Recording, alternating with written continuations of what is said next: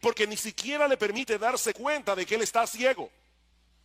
Él cree que ve, pero no ve. Y ese es precisamente el tema de la porción del Evangelio de Marcos que estudiaremos en esta mañana. Marcos capítulo 8, vamos a estar viendo los versículos 1 hasta el 26. Es un pasaje muy extenso, por lo que no vamos a detenernos en cada uno de los detalles que aparecen allí, pero aún así, mis hermanos, vale la pena entender esta porción del Evangelio de Marcos como un todo para poder ver el hilo de pensamiento que corre a través de esta sección del Evangelio. Este capítulo comienza con un incidente similar al que nosotros vimos hace varias semanas atrás en el capítulo 6 de Marcos, cuando el Señor alimentó a una gran multitud con 5 panes y 2 peces. Por eso hemos titulado esta primera escena una lección repetida para un grupo de alumnos de lento aprendizaje. ¿Qué es lo primero que nosotros tenemos en los versículos 1 al 9 del capítulo 8 del Evangelio de Marcos? Una lección repetida para un grupo de alumnos de lento aprendizaje. Marcos capítulo 8, versículos 1 al 3. En aquellos días, es decir, que Marcos está conectando lo que él ha venido describiendo del ministerio de Jesús en esa región llamada Decápolis, al otro lado del Jordán. Dice, en aquellos días, cuando de nuevo había una gran multitud que no tenía que comer, Jesús llamó a sus discípulos y les dijo: tengo compasión de la multitud, porque hace ya 3 días que están conmigo y no tienen que comer. Y si los despido sin comer a sus casas, desfallecerán en el camino, pues algunos de ellos han venido de lejos. El Señor Jesucristo se encuentra todavía, como decía hace un momento, en esta región de Decápolis con sus discípulos, un territorio poblado mayormente por gentiles. Y Marcos nos dice que una vez más, de nuevo, dice en el versículo 1, se reunió en torno a él una gran multitud que no tenía que comer. ¿Cuánto desearíamos los pastores siempre tener congregaciones así? ¿Ustedes se imaginan? 3 días aquí predicando la palabra y que a ustedes se les olvide que no tienen que comer. Eso sería fantástico. Pero después me desperté. Estas personas, es que yo quiero que ustedes noten esos pequeños detalles que aparecen en el Evangelio de Marcos. Estas personas, mis amados hermanos, se habían absorbido tanto en las enseñanzas de Jesús durante 3 días que aparentemente no se habían dado cuenta que sus provisiones se habían comenzado a agotar y ellos estaban en un lugar desértico, así que era una situación desesperada, y Marcos dice que eso movió al Señor a compasión. Y la palabra que se usa aquí, la palabra griega, significa literalmente que a Jesús se le removieron las entrañas. Algunos habían venido desde muy lejos, por lo que no iba a ser fácil para ellos encontrar provisiones, y Jesús sabía que ellos podían colapsar en el camino. Eso es lo que significa literalmente la palabra desfallecer en el versículo 3. Jesús sabía que ellos iban a colapsar si se iban a sus casas. Y mis hermanos, ¿saben lo que eso nos enseña? Que el Señor Jesucristo es un Salvador compasivo. Él no se conmueve únicamente por nuestros problemas espirituales y eternos. Él también está consciente, Él también está atento a nuestros problemas terrenales y temporales. Él no es indiferente al hambre, Él no es indiferente a la enfermedad, y eso lo vemos una y otra vez en los evangelios. Su corazón es movido a misericordia ante todo tipo de necesidad, ante todo tipo de sufrimiento. Ahora, lo interesante que nosotros vemos en este pasaje es que Él quiere desarrollar en los suyos, es decir, en ti y en mí, esa misma clase de compasión, esa misma clase de misericordia. Y es por eso que en el versículo 2 el Señor comparte su inquietud con los discípulos. Le dice: tengo compasión de la multitud. Y de paso es la primera vez y la única vez en los evangelios donde se dice eso del Señor de la boca del Señor mismo. O sea, los evangelistas dicen que Él tenía compasión, pero ahora es Cristo el que está abriendo su corazón y dice: tengo compasión por esta multitud, porque hace ya 3 días que están conmigo y no tienen que comer. Él comparte esta inquietud con los discípulos, pero mis hermanos, como sucede muchas veces, donde Jesús ve una oportunidad, nosotros vemos un problema. Y cuando vemos el problema, perdemos la oportunidad. ¿Cómo reaccionaron los discípulos? Versículo 4. Sus discípulos le respondieron, ¿y dónde podría alguien encontrar lo suficiente para saciar de pan a estos que están aquí en el desierto? De verdad que hay momentos que uno está leyendo los evangelios y uno saca exclamaciones. Yo no sé tú, pero a veces yo digo, ¿what? Déjame hacerte una pregunta. Si tú hubieras estado allí en ese momento, ¿cuál habría sido tu respuesta a los discípulos? Imagínate, ¿te acuerdas la serie El Túnel del Tiempo? Algunos se acordarán.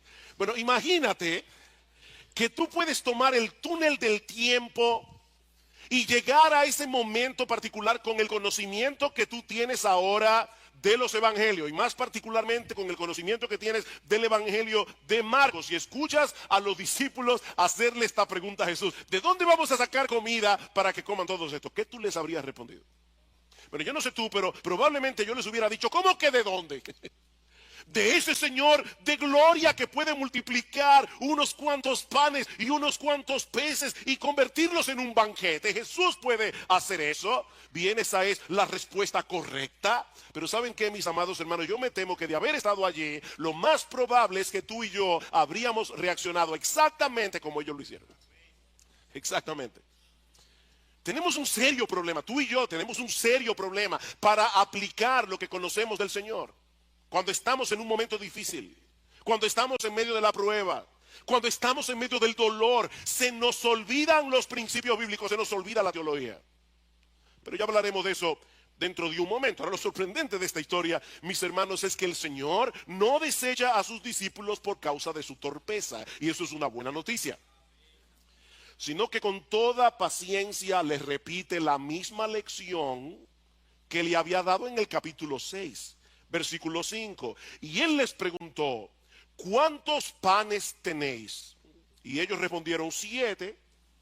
Entonces mandó a la multitud que se recostara en el suelo, y tomando los 7 panes, después de dar gracias, los partió y los iba dando a sus discípulos para que los pusieran delante de la gente, y ellos los sirvieron a la multitud. También tenían unos pocos pececillos, aparentemente sardinas, y después de bendecirlos, mandó que estos también los sirvieran.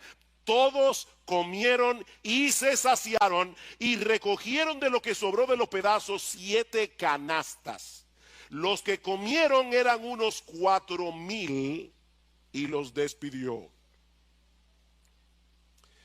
Marcos no nos dice cómo fue que operó el poder de Jesús para hacer este milagro. Y eso es algo que siempre me lo he preguntado. ¿Sería que al partir el pan crecía el otro pedazo?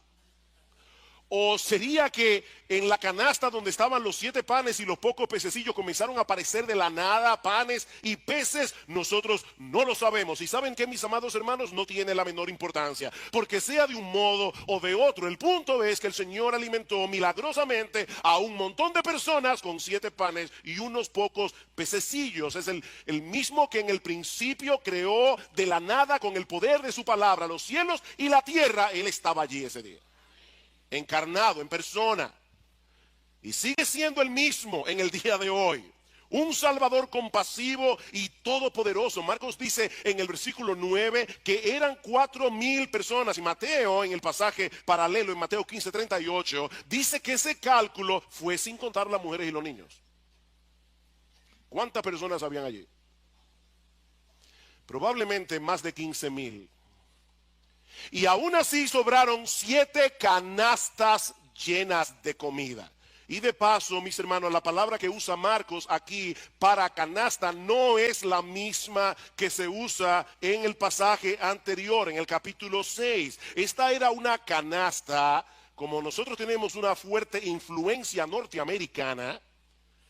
Creo que ustedes van a entender esto. Es un hamper, eso es lo que significa la palabra griega. Es una canasta lo suficientemente grande para que quepa un hombre entero dentro de ella. Es la misma palabra que aparece en Hechos, capítulo 9, versículo 25, cuando dice que Lucas, que Pablo tuvo que ser descolgado del muro de Damasco en una canasta.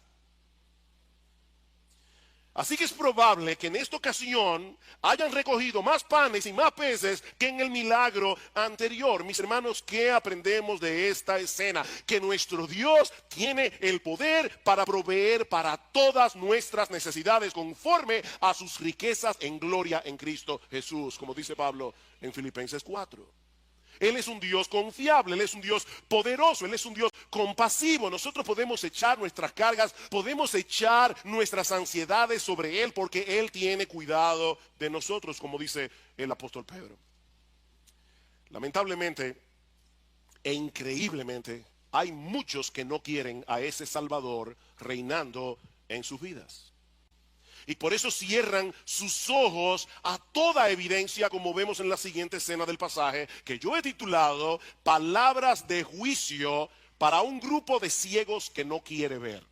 Palabras de juicio para un grupo de ciegos que no quiere ver. Marcos nos dice en el versículo 10 que inmediatamente después del milagro Jesús se embarcó a la región de Dalmanuta con sus discípulos, donde es confrontado por los fariseos. Versículo 10, y subiendo enseguida a la barca con sus discípulos fue a la región de Dalmanuta. Entonces salieron los fariseos y comenzaron a discutir con él, buscando de él una señal del cielo para ponerle a prueba. Esta fue la última confrontación de Jesús con los líderes religiosos de Israel en la región de Galilea, porque unos días más tarde el Señor iba a dirigirse a Jerusalén y allí sería juzgado, allí sería condenado a muerte. Así que en cierto modo, mis amados hermanos, lo que nosotros estamos viendo aquí en el capítulo 8 del Evangelio de Marcos marcó el principio del fin del ministerio terrenal de Jesús.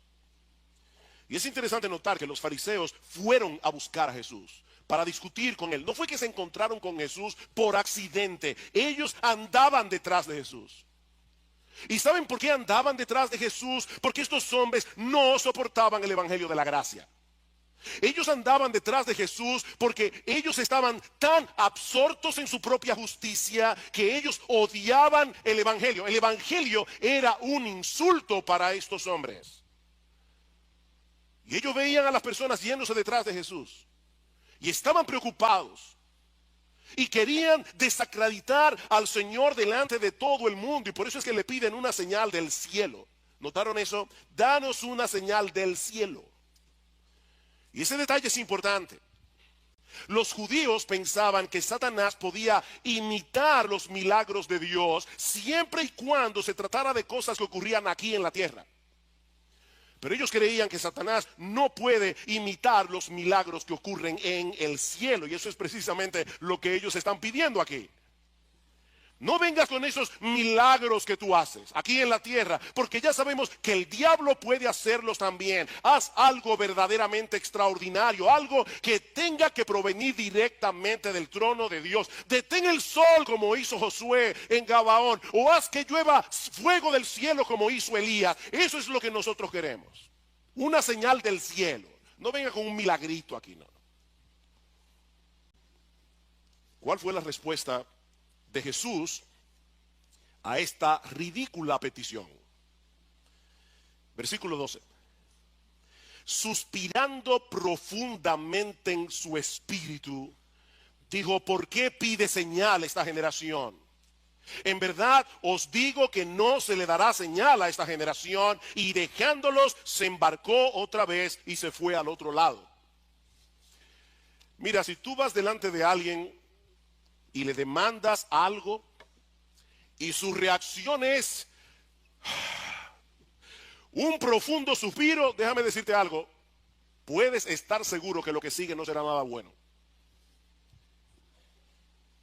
Ese suspiro de Jesús fue una fuerte reprensión a este grupo de hombres que había determinado rechazarle a él como el Mesías profetizado en el Antiguo Testamento, no importa las evidencias que lo señalaban a él como el Mesías. Ahora, hermanos, para poder entender lo que está sucediendo aquí, es necesario que nosotros vayamos al capítulo 6 del Evangelio de Juan. No tienen que buscarlo, pero luego del primer milagro de la multiplicación de los panes y los peces, los judíos le hicieron a Jesús una petición similar. Dice en Juan capítulo 6, versículo 30, ¿qué señal haces tú para que veamos y te creamos? Nuestros padres comieron el maná en el desierto, como está escrito, pan del cielo les dio a comer.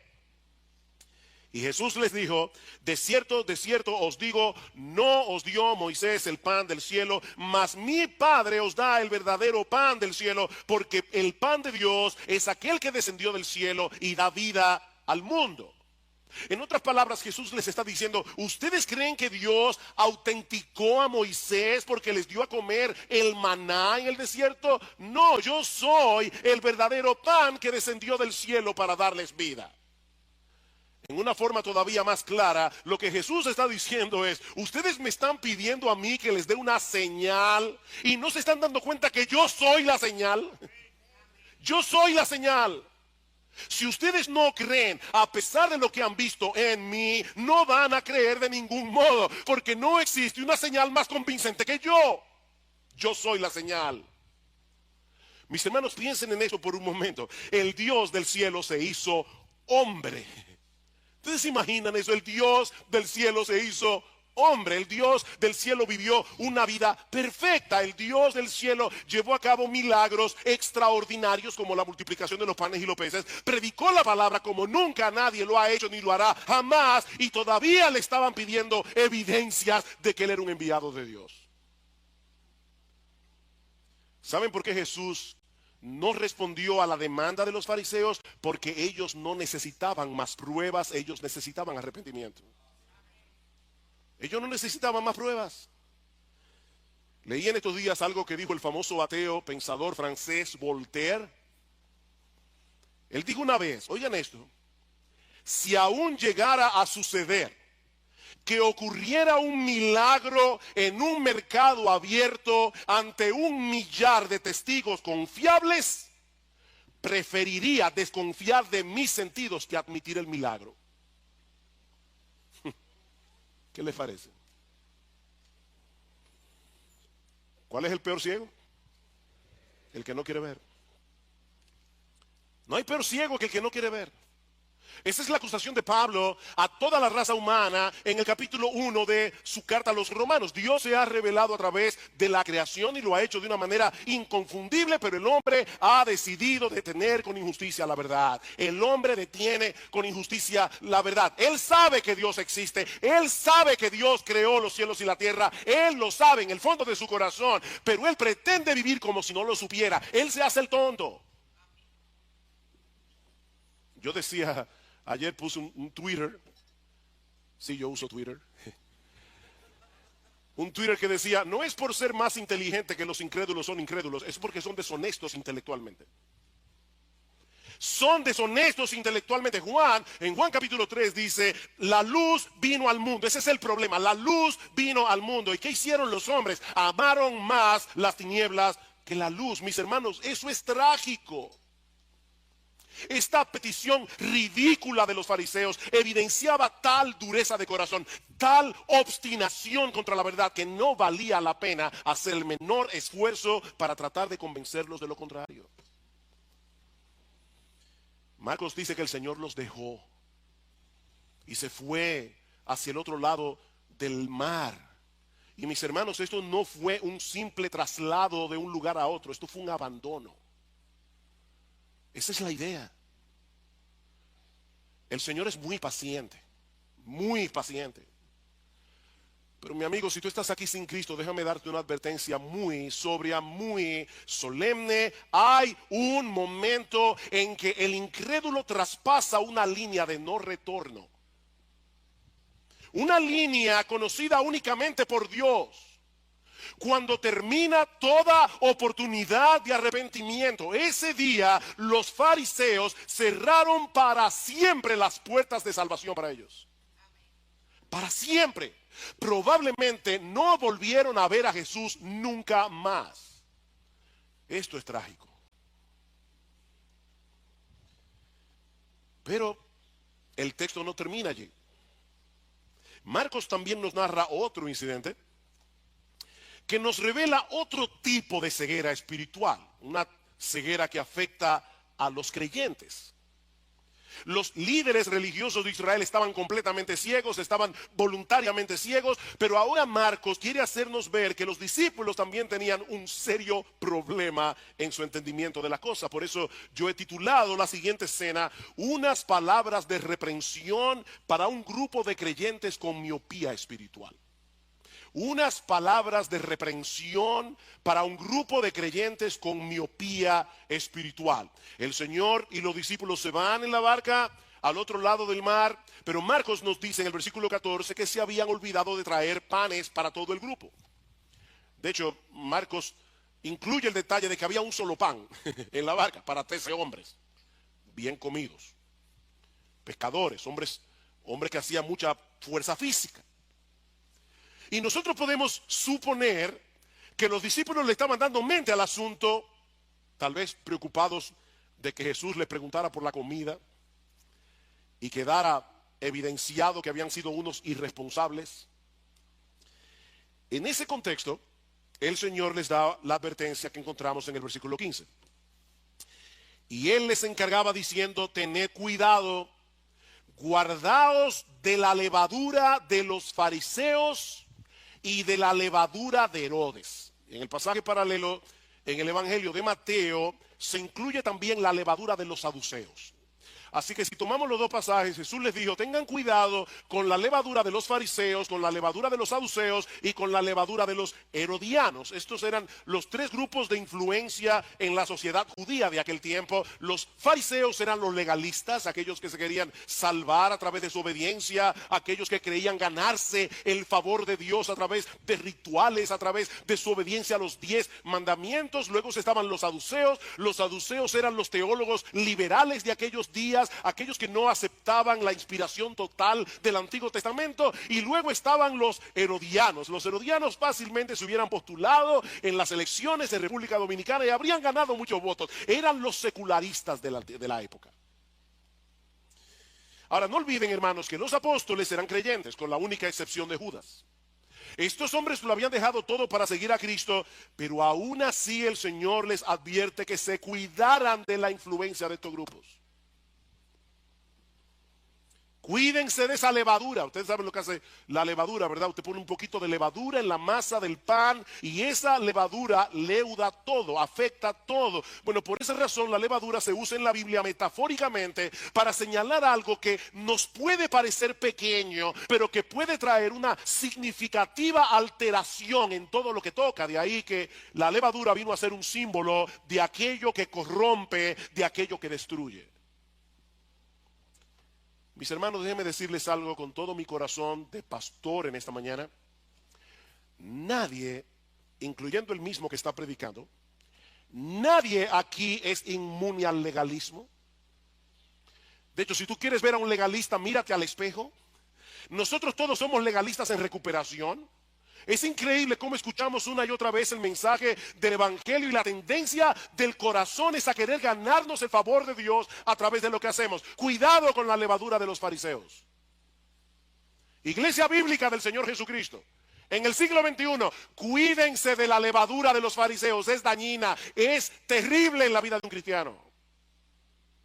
Pero cuídense también de la levadura de los saduceos. Cuídense, hermanos, de todas esas voces que están hoy día atacando la infalible palabra de Dios. En estos días alguien nos mandó por WhatsApp un artículo que alguien había escrito y decía, ¿alguien le puede responder a esta persona diciendo que qué están hablando los religiosos basándose en un libro anticuado, en un libro arcaico, cuando los religiosos han demostrado que son unos hipócritas? No me pude contener y puse otro Twitter. No recuerdo exactamente cómo decía, pero era algo como esto.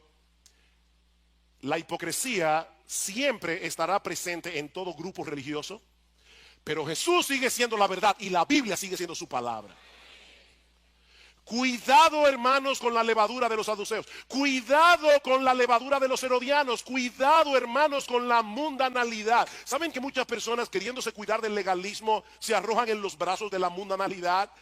Y ninguna de las dos cosas son buenas, son terribles para el alma, son levadura que corrompen. Y si no estamos alertas, mis queridos hermanos, si no estamos en guardia, fácilmente podemos ser arrastrados por cualquiera de estos vientos de doctrina, como dice Pablo en Efesios 4. Pero ese no es el punto central de esta historia, así que debo resistir la tentación y no seguir hablando de este tema. Porque el punto principal de esta historia es la reacción de los discípulos a la advertencia de Jesús. Versículo 16. Y ellos discutían entre sí que no tenían panes. Hermano, no pierdas el hilo de la historia para que entiendas lo que está sucediendo aquí. Y por eso es que quise predicar de estos 26 versículos juntos, porque es que están conectados. El Señor acaba de repetir el milagro de la multiplicación de los panes y los peces, no se olviden eso. Pero cuando los discípulos se dan cuenta que solo tenían un pan en la barca, comienzan a preocuparse. ¿Alguna vez a ti te ha pasado que tú estás tan preocupado por algo que todo lo que escuchas lo interpretas a la luz de esa preocupación, aunque no tenga nada que ver con eso? Yo creo que eso fue lo que pasó aquí. Los discípulos estaban tan preocupados por el tema del pan que desde que ellos escucharon la palabra levadura no escucharon nada más. Increíble. Miren, mis hermanos, déjenme decirles algo. Nuestras preocupaciones terrenales no se quedan fuera cuando ustedes vienen a la iglesia. Ellas entran con ustedes aquí. Y se sientan con ustedes aquí en el servicio de adoración. Y si no estamos alerta, nuestras preocupaciones pueden anular el impacto de la predicación de la palabra de Dios en nuestros corazones. Dice en Marcos capítulo 4, versículo 19, que las preocupaciones por las cosas de este mundo ahogan la palabra y la hacen estéril, la hacen infructuosa. Pregunta, ¿cómo podemos combatir eso? Pero yo pienso que la respuesta se encuentra en el pasaje paralelo otra vez en el Evangelio de Mateo.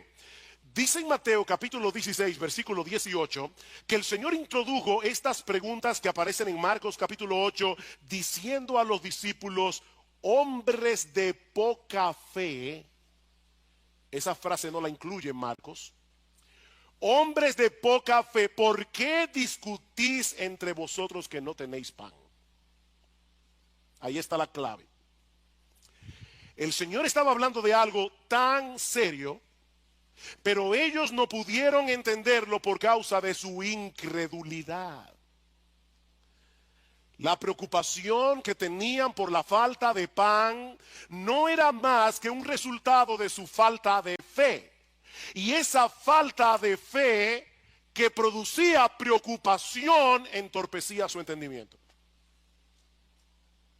Versículo 17. Dándose cuenta, Jesús le dijo, ¿por qué discutís que no tenéis pan? ¿Aún no comprendéis ni entendéis? ¿Tenéis el corazón endurecido? El Señor quiere despertar a sus discípulos a la realidad de que un corazón regenerado, un corazón nacido de nuevo, puede padecer cierto grado de endurecimiento, puede padecer cierto grado de insensibilidad espiritual que no nos permite entender ni asimilar la palabra de Dios. Versículo 18. Teniendo ojos, no veis, y teniendo oídos, no oís. Ellos tenían ojos, ellos tenían oídos. Cristo les había abierto los ojos en la conversión, pero no estaban viendo. Déjenme hacerles una pregunta, hermanos. ¿Qué cita bíblica está usando Jesús aquí? Teniendo ojos no veis, y teniendo oídos no oís. Isaías capítulo 6. Una cita que Jesús había usado en Marcos capítulo 4, versículo 11 al 12, para decir a los fariseos de su época, por ustedes, dijo Isaías, teniendo ojos no veis, teniendo oídos no oís. Solo que aquí el Señor le está aplicando a los discípulos. El Señor les está diciendo, ¿están ustedes reaccionando como los incrédulos? ¿No recordáis, versículo 18, no recordáis cuando partí los 5 panes entre 5,000? ¿Cuántas cestas llenas de pedazos recogisteis? Y lean el texto con un poco de imaginación. 7. ¿Cuánto? 7. cuando partí los 7 panes entre los 4,000, ¿cuántas canastas llenas de pedazos recogiste? Ellos dijeron, en la primera fueron 12, ahora fueron 7. Y les digo, ¿aún no entendéis? Mis hermanos, cuidado con ser excesivamente duros con los discípulos sin reconocer al mismo tiempo que muchas veces nosotros somos como ellos. Nos resulta tan difícil conectar los puntos. Olvidamos tan fácilmente. Yo estoy seguro que todos ustedes aquí, si son creyentes de años, de cierto tiempo en la fe, seguro que pueden recordar momentos en su vida pasada en los que pasaron por situaciones bien difíciles y en los que Dios de muchas maneras manifestó su fidelidad. Seguro. Yo estoy de eso. Pero entonces viene otro problema. Y olvidamos por completo lo que Él hizo por nosotros en aquella ocasión. Mis hermanos, somos tan lentos para aprender. Pero Jesús es tan paciente para instruirnos. Y me encanta cómo concluye este relato en el Evangelio de Mateo. Dice en Mateo capítulo 16, versículo 12, entonces entendieron que no les había dicho que se guardaran de la levadura del pan, sino de la doctrina de los fariseos y de los saduceos. Finalmente entendieron algo. Porque su ceguera era parcial, era temporal, no como la de los fariseos. Por eso hay un pequeño detallito en el versículo 17 y en el versículo 21, un adverbio que no debemos pasar por alto. Aún no comprendéis. Versículo 21, y les dijo, aún no entendéis, todavía no entendéis. Ese todavía nos da esperanza. Todavía no entendéis. El Señor no se cansa. Mis hermanos, aquellos que tienen luz de la palabra de Dios deben anhelar con todo su corazón tener más luz.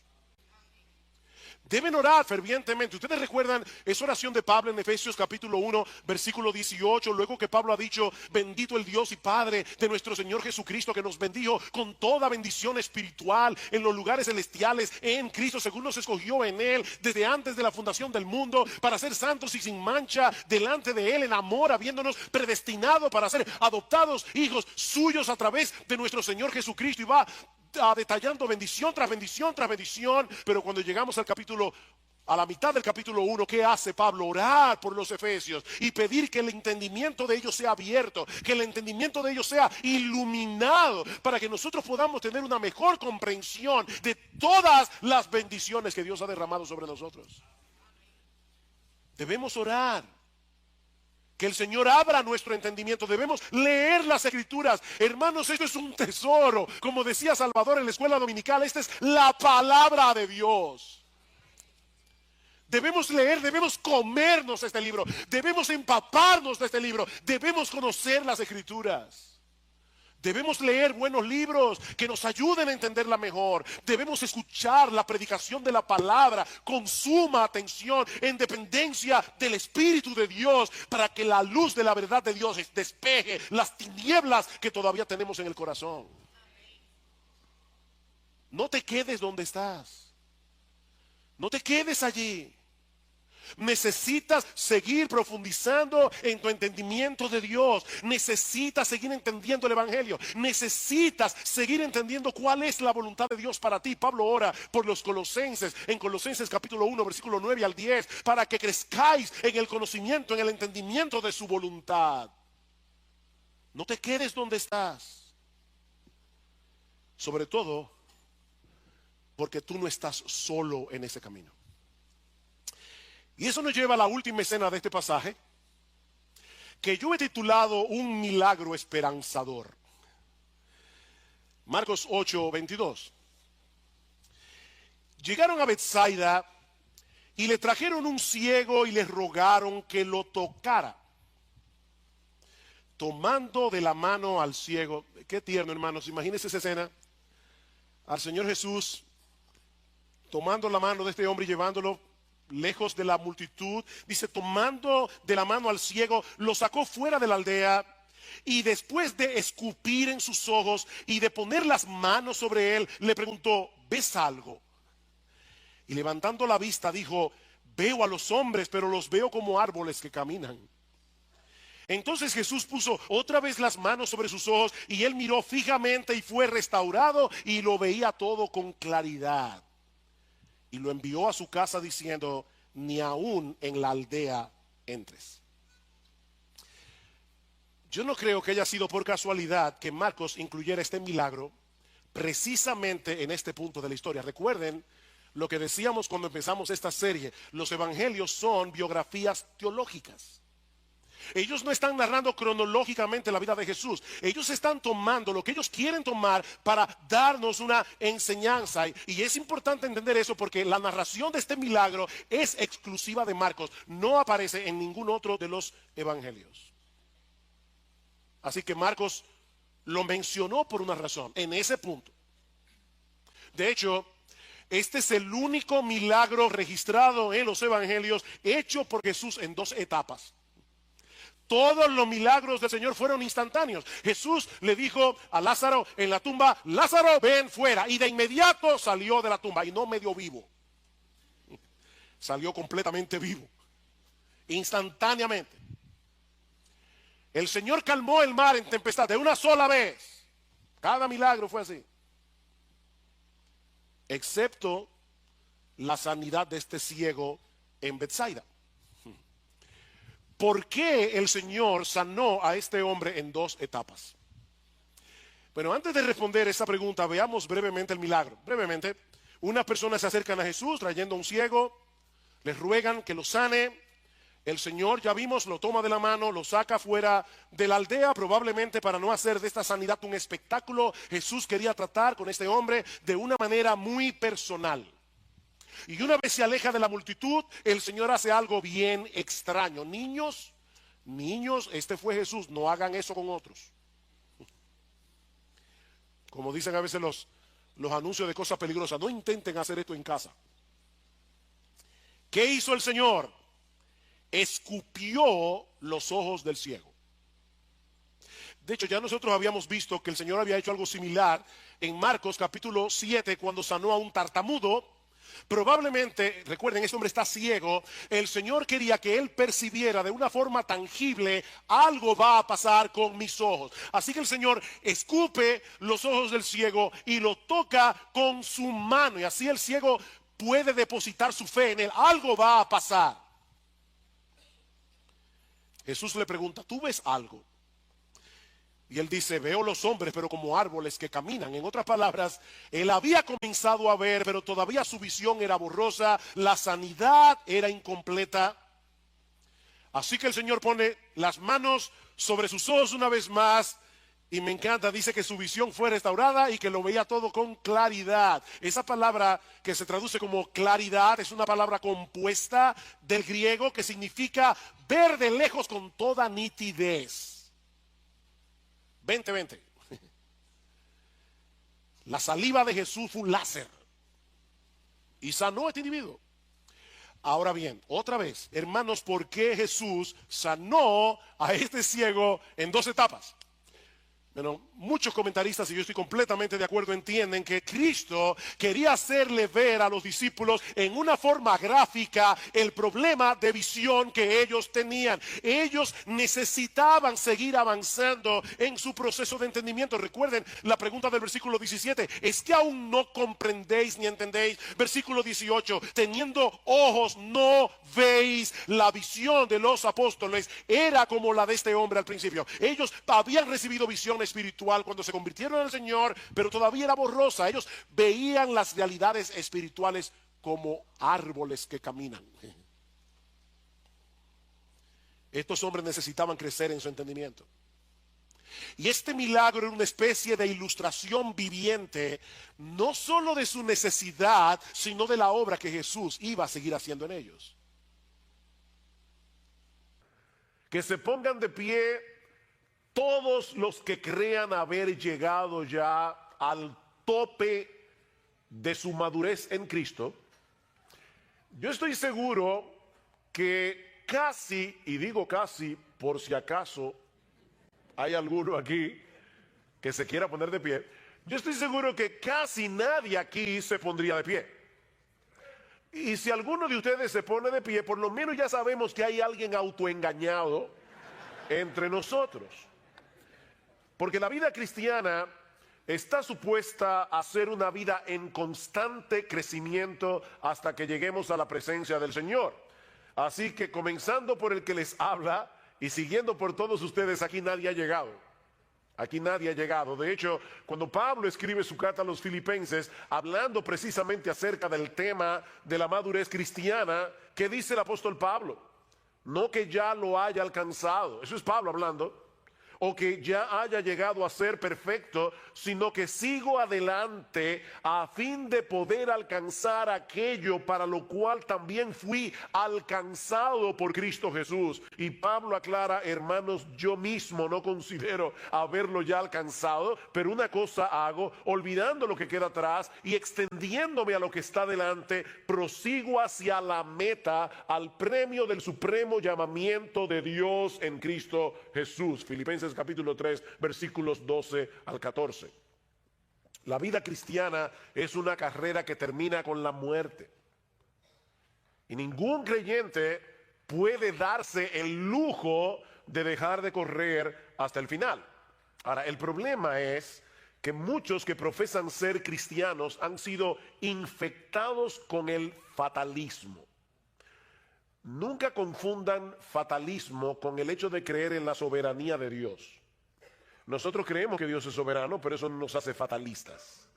Como bueno, lo que va a pasar y no importa lo que yo haga o lo que yo deje de hacer. Bueno, eso es fatalismo. Y lamentablemente dentro de las iglesias cristianas hay personas que son fatalistas. Es decir, ellos han llegado a creer que están condenados a la mediocridad, a quedarse estancados donde están espiritualmente hablando. Tal vez otros creyentes viven en mejores condiciones que yo, o recibieron una crianza diferente a la mía, o simplemente no tuvieron una vida tan pecaminosa como la que yo viví antes de ser cristiano. Pero mi caso es diferente. Yo estoy condenado a ser lo que soy. Ya yo llegué a donde iba. Y creo que es mejor reconocer mis limitaciones antes que seguir intentando llegar a ser lo que yo no soy y lo que nunca voy a poder llegar a ser. Bueno, eso es fatalismo. Y tal vez no todos lo expresan de esa manera, ¿verdad? Pero esa es la actitud con la que asumen sus vidas cristianas. Estos creyentes tienen una teología basada en sentimientos, en sus experiencias pasadas y no en lo que Dios nos dice en su palabra. Pastores, que ya yo lo he intentado y vuelvo y me caigo. Entonces, ¿para qué volverlo a intentar? Mi experiencia pasada es lo que está determinando cómo yo vivo mi vida cristiana en el presente y cómo yo creo que debo vivir mi vida cristiana en el futuro. Pero yo no debo vivir mi vida cristiana a la luz de mis experiencias. Yo debo vivir a la luz de lo que dice Dios en su palabra. Estos cristianos se sienten atrapados como si no hubiera otra opción para ellos. Ahora, yo espero demostrar en este preditaller que sí hay otra opción si somos verdaderos cristianos, porque Dios nos ha dado todos los recursos que necesitamos para nuestro crecimiento espiritual. Y mañana vamos a hablar acerca de la suficiencia de las Escrituras y vamos a ampliar este tema, pero en esta tarde yo quiero decirles que ustedes no están condenados a quedarse donde están, ni yo tampoco. Solo que no existe ningún atajo en la carrera de la fe, ninguna experiencia mística o emocional que nos lleve a crecer espiritualmente de la noche a la mañana. No, mis hermanos, se trata de un proceso gradual que dura toda la vida por la obra del Espíritu Santo en nosotros a través de su palabra. Y de ahí la exhortación que nosotros encontramos en nuestro texto en el capítulo 2 de la primera carta del apóstol Pedro. Y allí tenemos en primer lugar un mandato. De hecho, el único mandato que hay en este pasaje que yo leí, y está en el versículo 2, desead. Desead como niños recién nacidos la leche espiritual no adulterada. Notan, mis hermanos, que no se trata de una sugerencia. Es que las pruebas son controladas y enviadas por Dios con un propósito. Las pruebas son controladas y enviadas por Dios con un propósito.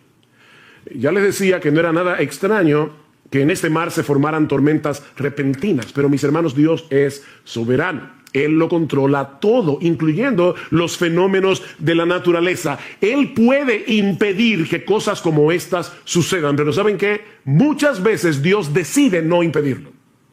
Dios decide no impedirlo. Yo sé que fue un error de un obrero que estaba impermeabilizando nuestro techo este jueves en la tarde. Pero mis hermanos, ese error de un obrero estaba en las manos del Señor. El hecho de que esa noche cayera un aguacero, nosotros lo escuchábamos fuera de la habitación y decíamos, está cayendo el cielo. Hacía muchos días, meses, que nosotros no veíamos un aguacero así. Bueno, ¿pudo haber impedido Dios que lloviera de esa manera precisamente cuando el techo tenía un problema? Por supuesto que sí. Por otro lado, también es cierto que Jesús estaba cansado. Mis hermanos, Jesús no estaba simulando que estaba dormido. En su naturaleza humana, Él no pudo resistir el cansancio tan grande que tenía. Para los discípulos, era como de repente ver a Superman envuelto en kriptonita. O sea, el Señor está ahí completamente agotado.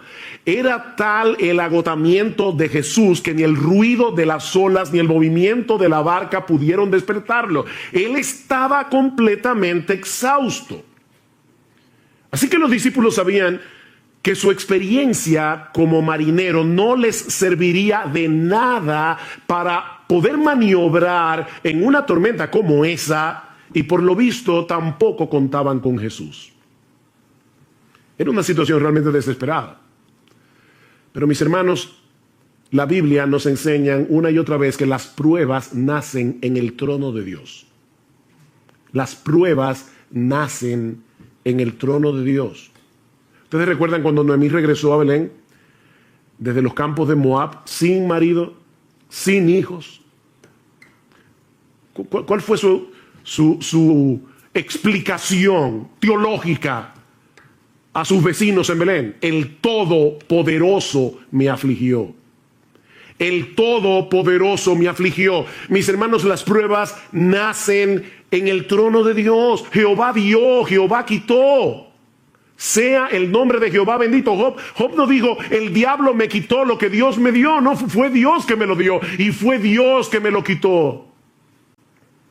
No somos víctimas de un destino ciego. Estamos en las manos de un Dios lleno de sabiduría, de un Dios lleno de poder, que controla todas las cosas para su gloria y para el bien de su pueblo. Mis hermanos, déjenme hacerles una pregunta. ¿Quién fue que tomó la decisión de embarcarse esa noche para cruzar el lago? Fue Jesús. Él era el único responsable de que ellos estuvieran en esa situación. Y la tormenta que se desató esa noche repentinamente no era otra cosa que la voz de Dios levantando el viento, levantando las olas. Dice en el Salmo 107, Él habló y levantó un viento tempestuoso que encrespó las olas del mar. No fue la madre naturaleza la que provocó esa tempestad, fue el decreto soberano de Dios. Él metió a los discípulos en medio de ese mega huracán porque quería enseñarles algo acerca del poder y la autoridad del Señor Jesucristo. Así que, mi hermano, si tú estás ahora en medio de una prueba, sea grande, sea pequeña, tal vez no es un mega huracán, pero sea grande o sea pequeña, tú tienes que entender que fue Dios el que te metió en esa prueba. No fue el destino. No fue un virus invisible. No fue la gente que te rodea, decía el filósofo francés Jean-Paul Sartre, el infierno son los demás. No fueron las personas que te rodean las que te metieron allí. Dios te puso allí en medio de ese huracán con un propósito bueno y sabio, aunque ahora no podamos entenderlo. Pero este pasaje también nos enseña que las pruebas llegan sin aviso. Las pruebas suelen llegar sin aviso. Cuando los discípulos entraron en la barca, no podían imaginar lo que estaba a punto de ocurrir. Mateo nos dice que la tormenta se desató de pronto. ¿Lo ven en el versículo 24? De pronto, repentinamente. Las pruebas se introducen en nuestras vidas sin pedir permiso. Por eso es que Santiago dice: amados míos, tened por sumo gozo cuando os halléis en diversas pruebas. Y la idea es, cuando ustedes se encuentren de repente en diversas pruebas. Nosotros quisiéramos que las pruebas vinieran como espaciadas, ¿verdad? Que viniera una hoy, otra el año que viene. Pero dice Santiago, no. A veces tú tienes una prueba y luego vienen 25 juntas. Cuando os halléis en diversas pruebas, o como dice el texto literalmente, pruebas de diversos colores. Y desde nuestro punto de vista, las pruebas siempre llegan en el momento más inoportuno. Yo siempre me pregunto cuando escucho a la gente decir, wow, este era el peor momento para tener un problema económico, o este era el peor momento para yo enfermarme, este era el peor momento para tener una cirugía no planificada. ¿Cuándo es el mejor momento para tener un problema económico? ¿Cuándo es el mejor momento para tener una enfermedad incurable? Las pruebas llegan desde nuestro punto de vista en el momento más inoportuno. Pero mis hermanos, lo que a nosotros nos toma por sorpresa nunca sorprende a nuestro Dios. Porque Él es el que decreta las pruebas, como vimos ya. Y Él las supervisa. Para que no lleguen más allá de lo que nosotros podemos soportar. Él es que las supervisa para nuestro bien. Como los montes rodean a Jerusalén. Salmo 125. Así el Señor rodea a su pueblo desde ahora y para siempre. Nada me puede tocar sin pasar por la supervisión de Dios. Amén. Wow, qué glorioso eso. Amén. Pero aprendimos también de este pasaje que las pruebas sacan a flote las corrupciones de nuestro corazón. Las pruebas sacan a flote lo peor de nosotros. Los días previos a ese incidente, si ustedes pueden leer luego en sus casas Mateo capítulo 8 completo, se van a dar cuenta que Jesús había estado haciendo milagros sorprendentes. Por ejemplo, Mateo 8, 1 al 4, la curación de un leproso. Versículo 5 al 13, la curación a distancia del criado del centurión. Ni siquiera Jesús tuvo que ir a tocarlo. No, fue a distancia. La curación de la suegra de Pedro en el versículo 14. Y yo me imagino que en ese momento los discípulos se sentían campeones de la fe. Cuando uno ve a Jesús haciendo todo eso, tal vez ellos pensaban, mira, ahora mismo no importa lo que pase, yo confío en ese hombre. De hecho, es interesante ver en el texto que cuando otros veían las demandas del Señor como muy altas, recuerdan cuando le decía, síganme, y uno decía, espérate, deja que vaya en tierra a mi padre, o espérate que yo tengo una cosa que hacer, o no sé qué. Cuando otros estaban poniendo excusas para seguir a Jesús, vean lo que dice el versículo 23, cuando entró Jesús en la barca, sus discípulos le siguieron. Mientras otros veían difícil seguir a Jesús y ponían excusas para seguir a Jesús, los discípulos no.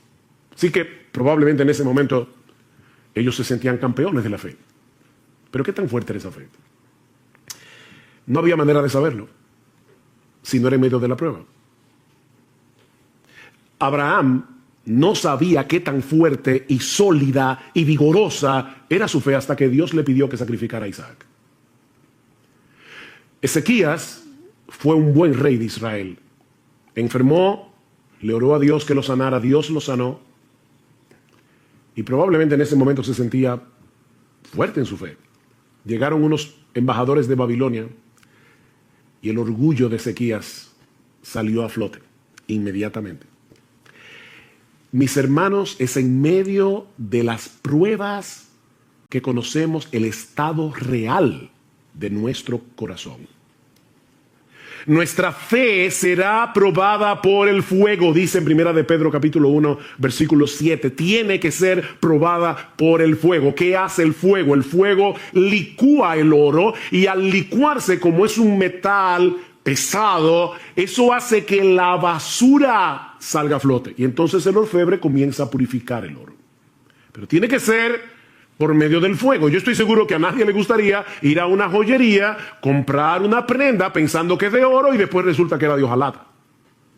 El oro tiene que ser probado y se prueba con fuego. No solo para ver su genuinidad, sino también para librarlo de impurezas. El oro tiene que ser probado por fuego y nuestra fe también.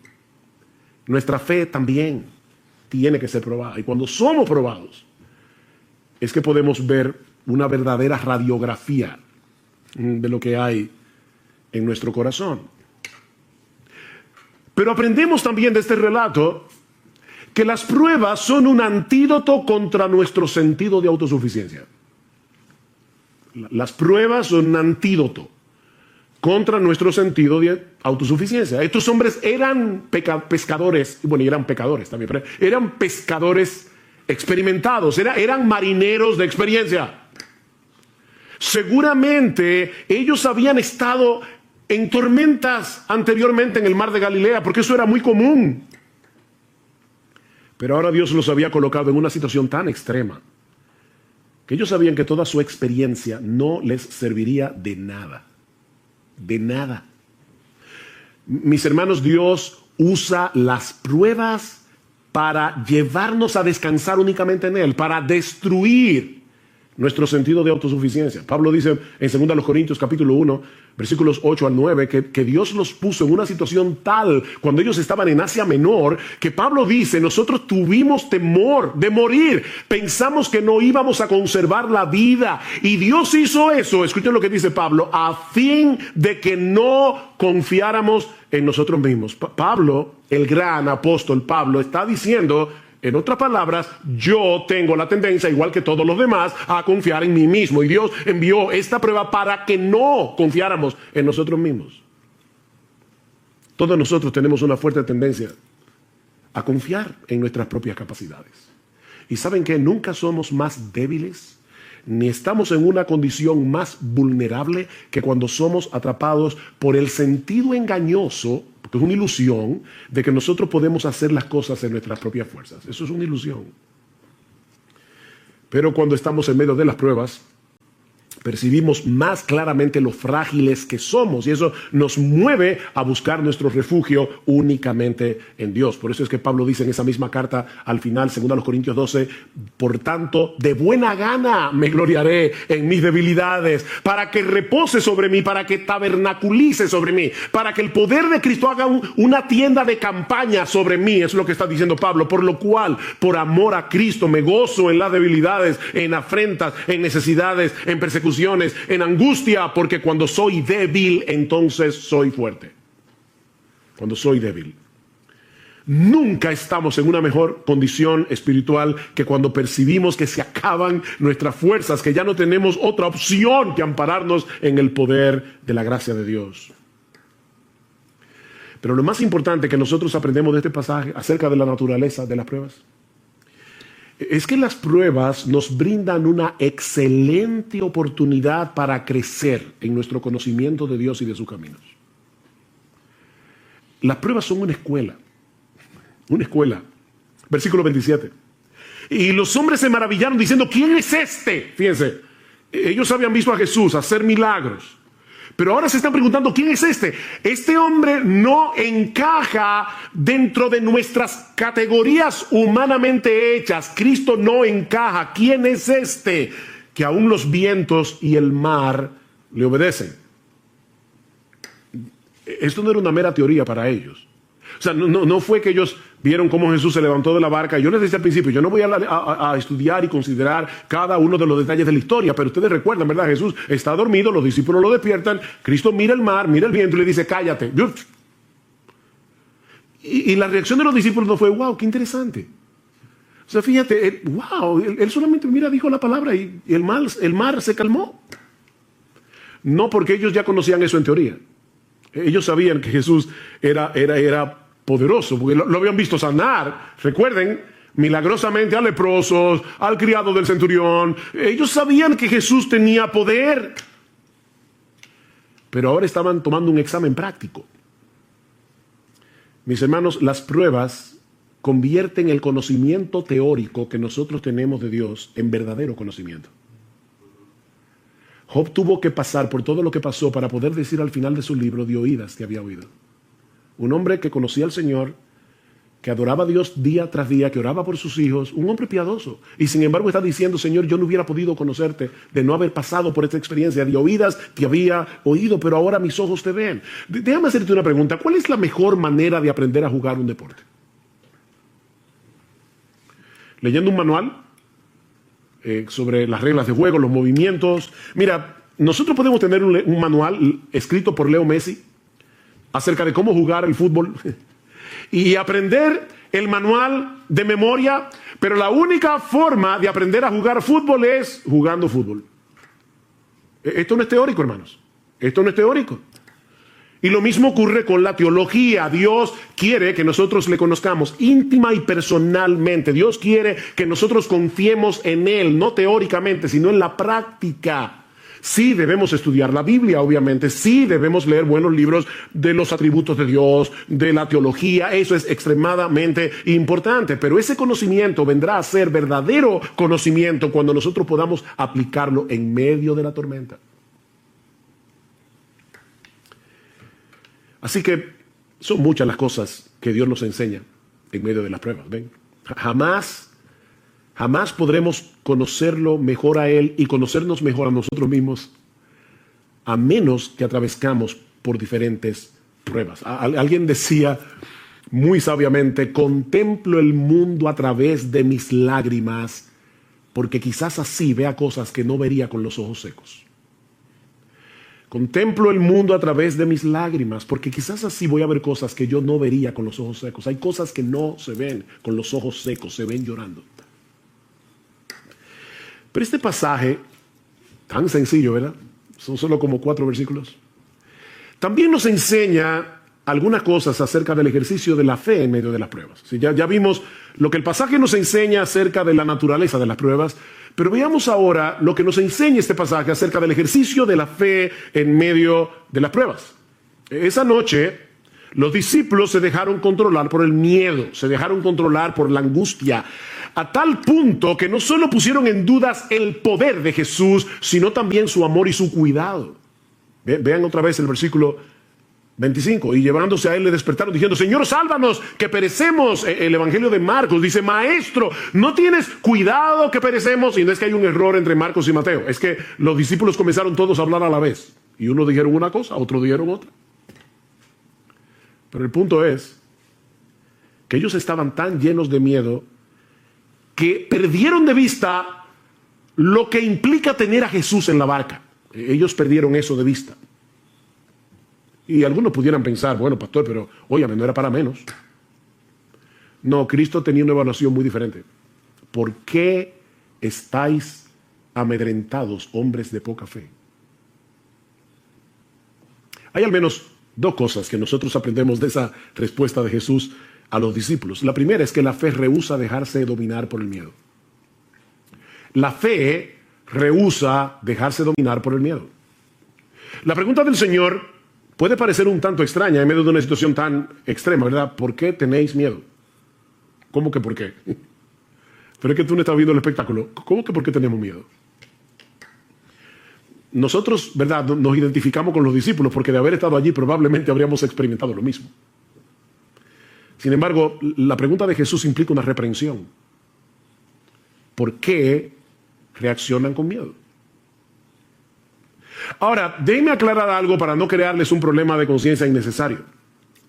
Eso no quiere decir que los cristianos no tenemos derecho a luchar con el miedo, sobre todo cuando estamos en una situación de peligro potencial. No.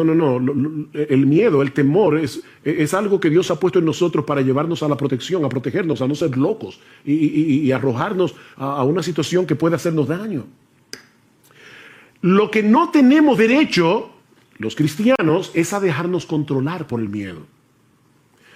Fíjense, nosotros tenemos derecho a tener una lucha inicial con el miedo.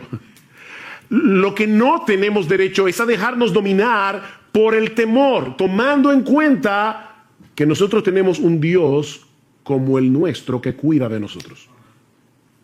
Los discípulos perdieron el control de sí mismo al punto de hablarle a Jesús con insolencia. Maestro, ¿no te importa? Oigan la expresión. ¿No te importa que perezcamos? En vez de mostrar una fe sumisa y esperar confiados en que Jesús iba a hacer lo que él tenía que hacer, la frustración, el miedo, los llevaron a reprocharlo por su falta de cuidado y de amor. Ahora, no olviden, mis hermanos, que ellos acaban de ver a Jesús sanar todo tipo de enfermedad. Ellos acaban de ver a Jesús echar fuera demonios. Ellos estaban conscientes de su poder. Ellos estaban conscientes de la compasión de Jesús, pero dejaron que el miedo los controlara. En otras palabras, en ese momento ellos perdieron su teología.